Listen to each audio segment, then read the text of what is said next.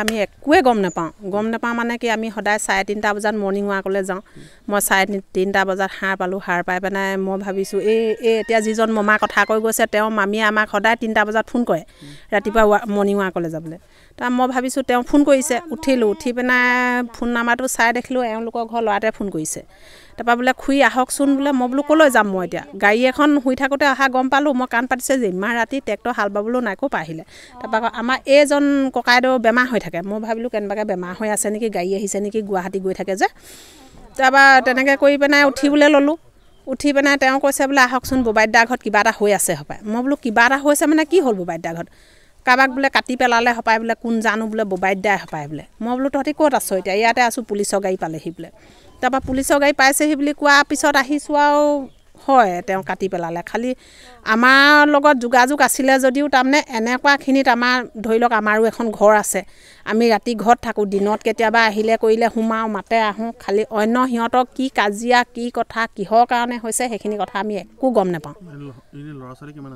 ল'ৰা ছোৱালী বুলিবলৈ নাই এইখন ঘৰত নাই তেওঁ তাৰমানে আগতে আছে ল'ৰা ছোৱালী নাতি পুতি ছবি আছে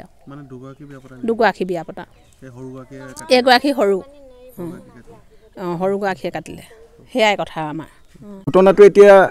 চাই পেলাই তাই অকলে এইটো মাৰ্ডাৰ কৰা নাই এটা কালি পাৰ্টিও আছিলে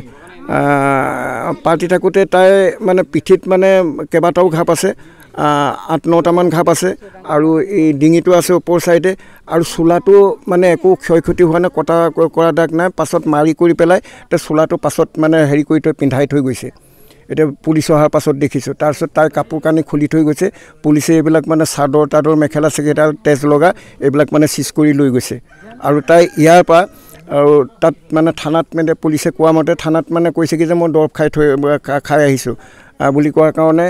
ট্ৰিটমেণ্ট কৰিবৰ কাৰণে হেৰিলৈ লৈ গ'ল এই গোলাঘাট চিভিললৈ লৈ গ'ল তাত ভৰ্তি কৰাই দিলে আৰু এতিয়া গ্লাইচিন যিটো মানে পয়জন বুলি কৈছে সেইটো 1 লিটাৰ বটল ইয়াত মানে পুলিচে সেই বটলটো চিজ কৰিছে এতিয়া সন্দেহ হৈছে তাই ইয়াত এইটো পয়জন খাই পেলাই এই 10 কিলোমিটাৰ থানাত এই ৰাতি অকলে কেনেকৈ খোজকাঢ়ি গ'ল আৰু মদো খাইছে তাই মদো খায় আৰু ঘৰুৱালি এইটো সাজকা বুলি ক'লো সেইবিলাক মানে উলিওৱা মদো আছে এতিয়া লগত পাৰ্টি খোৱা দুজনৰ নাম আমি জানো এজন হ'ল মানে তেওঁ সেই ভমাটি ক্ষেত্ৰলৈ যোৱা ভাইকন বুলি কয় ভাইকন শইকীয়া লিখে হ'বলা তাৰ পদ্ম এনেই আচল নামটো